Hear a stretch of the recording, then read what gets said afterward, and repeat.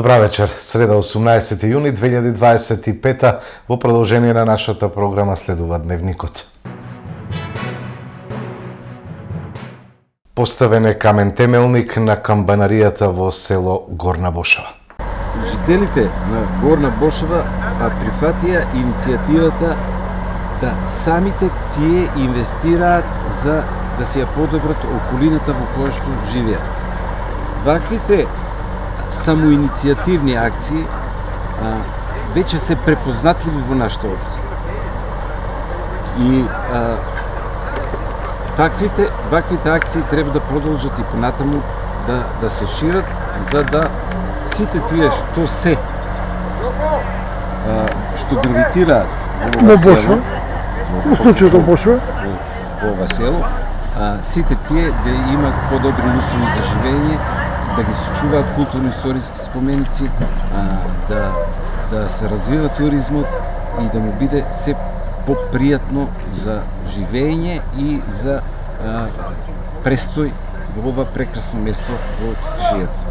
Многу е важно сите да бидеме свесни дека сето тоа што го вложуваме ние самите е за општ заеднички интерес. Првично треба да го тргнеме личниот интерес настрана, така е, да се вложиме во општиот заеднички интерес за средината во која што живееме и на тој начин ќе го најдеме нашиот личен интерес во тој општ заеднички интерес. Не само Клиново и Горна Бошева. Ова иницијатива, овој тренд што се појави во нашата општина е препознатлив веќе и кај другите општини, кај другите местни заедници. И во Чемерско, и од Радња имат иницијативи, некои што допрва ќе дојдат до израз. Има сега некои предлози за во Бојанчиште да се организират некои настани и тоа сето да од нив самите потекнуваат и проектите, и иницијативите, и вложувањата, и физички, и материјално, финансиски се вложуваат. И ја мислам дека само така можеме да одиме напред. Досегашното постоење на селото, како што кажав, комбинатната репортажа која што ја направивме овде исто така, на ова место, немаше, тоест црквата изградена, не е осветена и сега полека ги придвижуваме работите, како што разговаравме и тогаш. Камбанарија немаше, сега ќе има, нели, за разлика од тогаш. Со Господ напред, со оглед на правните регулативи кои што се во нашата држава, во Македонија, местните заедници не може да се донира во местните заедници. Затоа ние отворивме, тоест креиравме Сдружение на граѓани, Екотурист Бошавија, кој што практично е, членови на тоа здружение се практично и членовите на местната заедница на Горна Бошева. Така со таа идеја тргнавме да можеме да допринесеме малку повеќе на тоа поле, во однос на донации, во однос на реализација на проекти. Значи, проектот кој што моментално е започнат, почетната инвестиција е лично моја, во однос на камбанаријата. Денеска сме сведоци на темелот, поставувањето на камен темелникот и се надевам дека во иднина ќе продолжиме во разговор со свештениците од Кавадарци. Сакаме, бидејќи името на црквата е Свети Илија, вложуваме напори да постигнеме да биде осветувањето, нели, за Илинден, кој што е Илинден е селска слава на Горна Бошева. И така натаму, не само тоа што е селска слава, значи проекти имаме исто така и сега за 1 август и за 2, Илинден и ден пред Илинден, со некоја културно-забавна програма. Едноставно сакаме да го вратиме стариот сјај на руралните средини, каде што порано биле како место каде што луѓето се сплотувале и се социализирале. Значи, социализирањето на луѓето денеска е на малку по-ниско ниво и сакаме да го доведеме малку, да го повратиме да го издигнеме на повисоко ниво. Секако, значи, тоа сега не зависи од неколкумина, тоа треба да се даде секој сам свој допринос и секој сам треба да биде практично да биде свесен за своите постапки. можам да кажам дека местното население тука од селото Горна Бошова пружа несебична помош во реализација на било кој проект кој што е предложен од страна на местната заедница. Имаме, да не заборавам да кажам, Маријан, Сдруженијето на граѓани Екотурист Бошавија е исклучено за Горна Бошава. Добро. Има отворена сметка на страна на социјалните мрежи, може да се види таа сметка, сметката од една од банките, од Халк банка, и сакам да апелирам секој кој што е во можност да донира, да. Донациите и прегледот на инвестициите е транспарентно, така да секој еден кој што има донирано средство и кој што сака да донира, има право во секое време да си направи увид и да се добие извештај, тоест отчет за тоа каде тие средства се употребени и наменети. Македонија нема повеќе да биде земја на понижување и предавство, порача премиерот Христијан Мицковски на синокешниот настан по повод 35 годишнината на ВМРО ДПМН. Овој ден не е само празник, туку повик на одговорност, повик на надеж и повик на заедништво. ВМРО ДПМН е продолжение на историското ВМРО, основано во 1893 година, кога нашиот народ, иако под туги подчинувања и под притисоци, се бореше за својот идентитет, за слобода, за правда. Ние сме оние кои што ја продолжуваме таа светла и честна мисија, кои не ги забораваме корените, ни темелите на кои е изградена македонската државност. Не треба никој да заборави дека тоа се темели изградени со човечки страдања, со крикот на илинденците и победата на асномците, со заветот на комитите и војводите, со плејадата мажи и жени кои гинеле за нашата слобода, кои поразите ги надминувале со пркост, а до победите доаѓале со надеж и непобедлива волја. Она што оваа партија разликува од другите е незината непоколеблива вера во народот, во неговите вредности, во правдата како наш најсилен стожер. И затоа овие бели и мудри глави, кои денес се заедно со нас, но и многумина, кои веќе не се со нас, на чие дело го паметиме, ја потврдуваат историската грамадност на оваа организација, која постоела, постои и ќе продолжи да постои за нашата единствена и најголема кауза Македонија. Во растењето на партијата, во нашите порази и победи се вклучени многу наши браќа и сестри. Оние кои се наши истомисленици, но и оние кои размислувале различно. Но сепак ги споделуваат нашите идеи во чии срца е ВМРО. Сакам да испратам благодарност за нивната преданост и нивната искрена желба за Македонија. ВМРО ДПМН за многумина е партија, но и за многумина од нас е пред се идеја што не запира и вредности кои носат промени. Тие промени ја донесоа независноста, таа жет за своја држава донесе да учествуваат во создавањето на темелите на државата, кои многу пати потоа беа силно разнишувани, разјадувани и имаше обиди да бидат уништени. Но ние не се откажавме, затоа што верувавме во нашата идеологија и затоа што си ја сакаме нашата татковина. Ние сме тука заедно да ја изградиме Македонија каква што ја сакаме, сидна, слободна, горда. Секој од вас е дел од оваа борба. Нашата идеја не запира. Нашите вредности носат промени. Со вера во иднината и со непоколеблива надеж верувам дека најдоброто допрва доаѓа. Благодарам на сите основачи, борци, членови на ВМРО ДПМН кои со љубов и посветеност го чуваат овој дух и ја водат нашата партија кон светла иднина. За Македонија, за народот, за сите нас. Фирмата и сопругата на Салтировски донатори на ВМРО ДПМН. Ете зошто власта ги штити, рече на денешната пресконференција портпаролката на СДСМ Богданка Кузевска во рамки на серијалот пресконференции Вистината за Кочани. Македонија се соочува со најголемата измама и обид за заскривање на вистината за најголемата трагедија која се случи во поновата македонска историја. Од денес станува јасно дека ВМРО ДПМН и Христијан Мицкоски немаат никаква намера да работат во корист на правдата, ниту пак на крај памет им доаѓа да спроведат неселективна правда.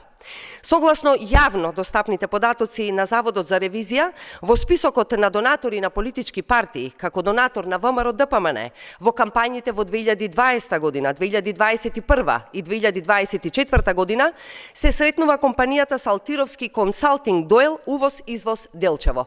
Ова се почитувани тие јавно достапни документи.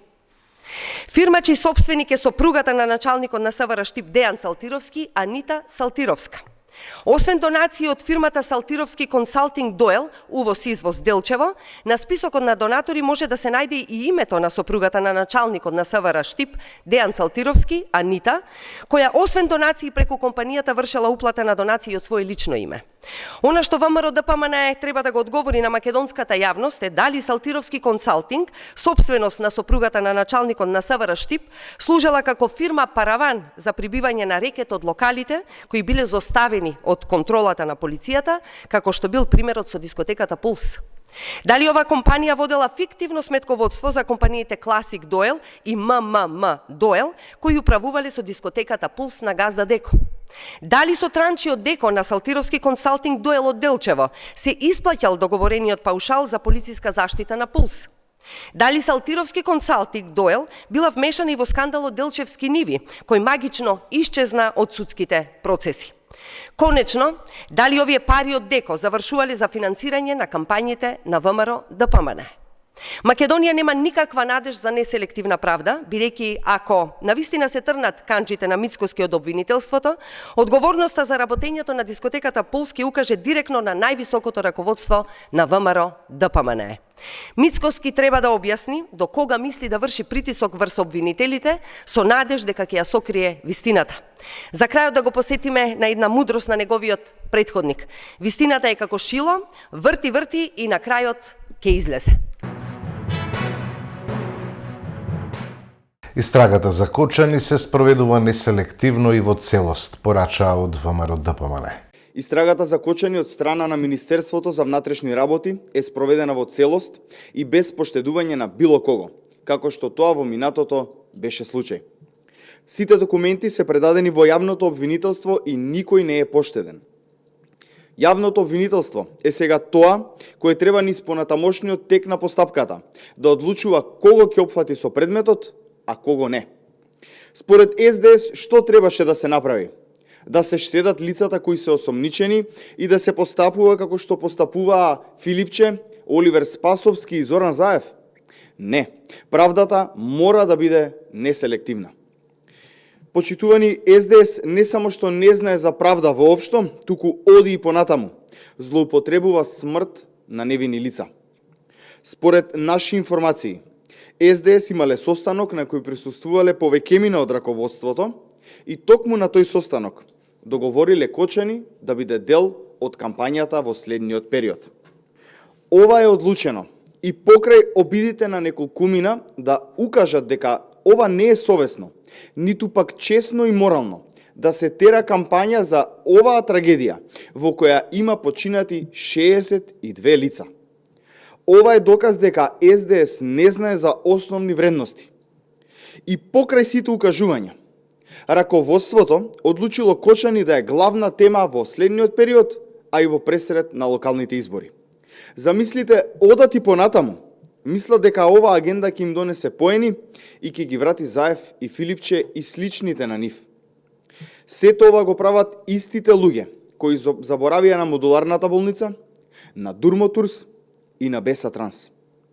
Истите луѓе кои играа со чувствата на народот во времињата на шарената револуција, кога зборуваа за Смилковско езеро, за Младенов, за Нешковски, случаи за кои подоцна од позиција на власт срамно, но без око да им трепне, констатираа дека правдата е таа и виновниците се тие. Ова се истите луѓе. Очигледно не само што не се засрамуваат, туку пробуваат со исти механизми да создаваат негативни чувства кај народот. Филипче и сличните како него на престојните избори многу добро ќе видат што мисли народот за нив. Филипче е срам за Македонија, наместо да ја кодоши државата, треба да биде во линија со националните интереси, порача Бране Петрушевски од ВМРО ДПМН на денешната пресконференција.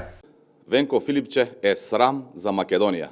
Наместо да биде во линија со националните интереси, тој по примерот на Зоран Заев оди и ги подкопува позициите на државата во Атина. Венко Филипче го користи секој свој јавен настап надвор за да ја кодоши државата и да ги руши нејзините позиции со лаги и измислици. Што го тера Венко Филипче да ја плюка државата надвор? Дали Венко Филипче знае дека како опозиционер има обврска да биде во линија со националните интереси, или сепак не може да се надмине себе си и струмичката политика на Заев, која се темели на предаства и коленичење? Македонија под водство на ВМРО ДПМН во преден план ги има долгорочните интереси на нацијата и државата.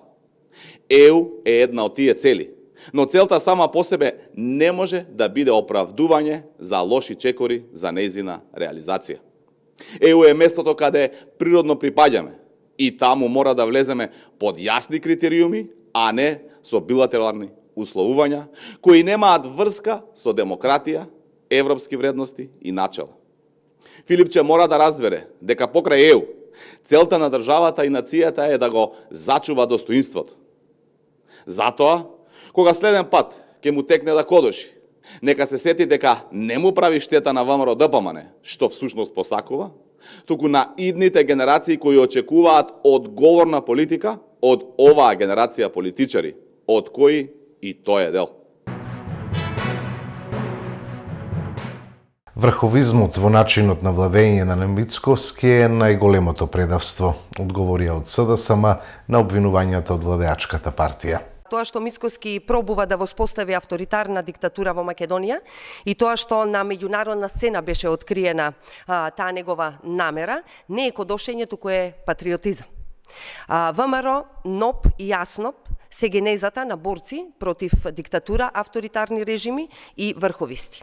Да се биде авторитарен значи да се биде врховист, а никако патриот. Врховизмот во начинот на владењето на Мицковски е најголемото предавство кое може еден македонец да го направи. Мицковски ја направи Македонија понижена наместо горда. И треба да се соочат со реалноста, затоа што нивната намера е очигледна и тоа го чувствуваат дури и граѓаните.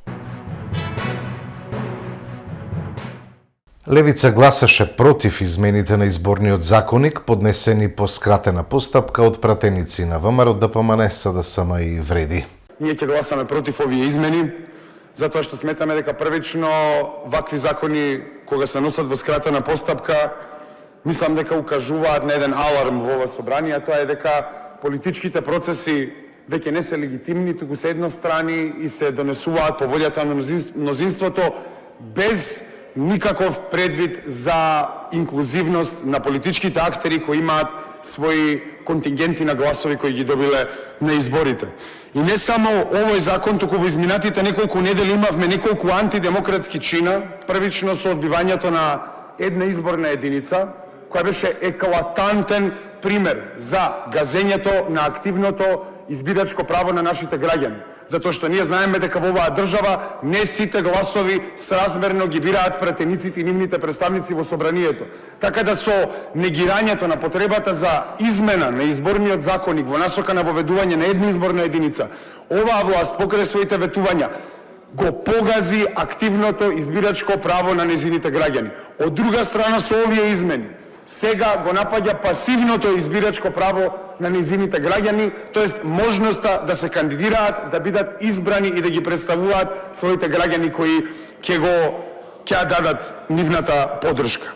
И очигледно дека во политичката елита и нема никаков слух за сите меѓународни и домашни фактори кои се бават со проблематиката на изборите, кои посочуваат дека механизмите на изборите во Македонија прво не се репрезентабилни, а второ се ограничувачки во поглед на изборот на кандидатите на изборите. Сметам дека со овие неколку инстанци се праќа силна порака дека демократијата сака да се убие, иако таа никогаш не заживеала во оваа држава, бидејќи партиите на широката коалиција ја хранат антидемократската атмосфера во државата и ги подкрепуваат аномалиите на македонскиот парламентарен систем.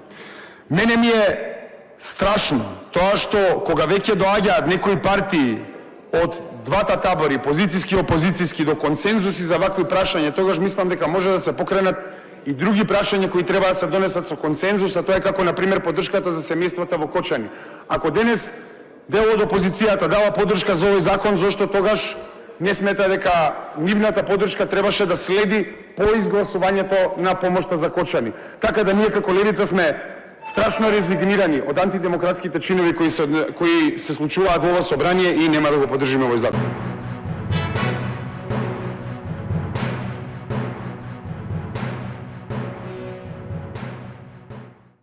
Македонските противници ги дозна противниците за новата сезона во фудбалска Европа.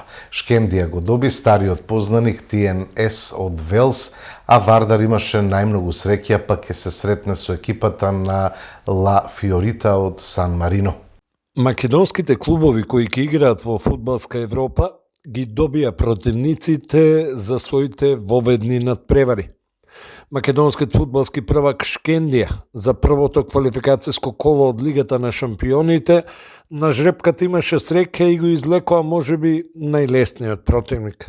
Тоа е екипата на ТНС од Велс, со кого веќе еднаш тетовчани имаат играно во Еврокуповите. Тоа беше во 2018 година кога Шкендија во Скопје ги надигра островјаните и ги совлада со 5-0, што е едно од највисоките европобеди на некоја македонска екипа, додека во Велс домакинот изненади и победи со 4-0. Првите надпревари од квалификациите за Лигата на шампиони се закажани за 8 и 9 јули, додека реваншите се на 15, односно 16 јули. Првиот меч се игра во Велс, а реваншот е во Македонија. Противник на нашиот вице-шампион Силекс во првото квалификацијско коло од конференцијската лига на УЕФА ќе биде екипата на Дечич од Црнагора. Кратовчани добија противник по мерка и ќе имаат одлична можност да стигнат и подалеку во ова надпреварување. Надпреварите од оваа фаза ќе се одиграат на 10 и 17 јули.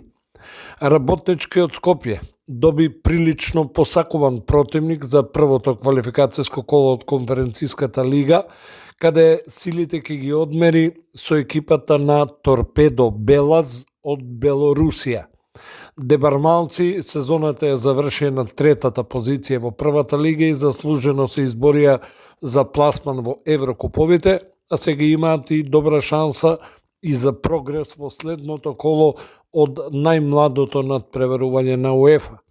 Првиот надпревар ќе се одигра на 10 јули во Белорусија, а возвратниот дуел 7 дена подоцна на арената Тодор Проески во Скопје.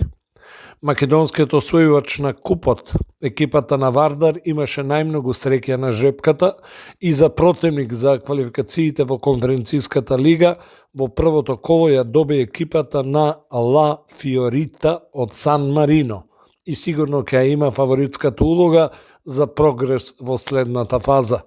Вардарци има успешен втор дел од сезоната и успеа да го освојат и вториот најзначаен трофеј во Македонија. Првиот надпревар се игра на 10 јули на гостински терен, а реваншот е 7 дена подоцна во Скопје.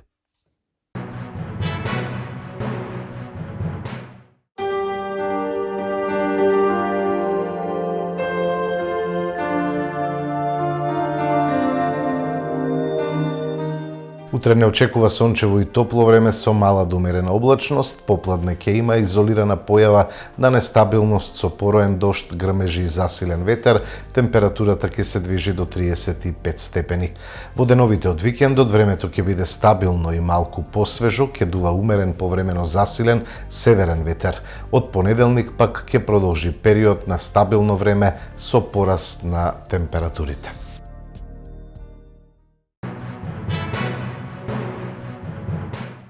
Тоа беа содржините во дневникот. Благодарам за довербата и вниманието. Имајте убава вечер.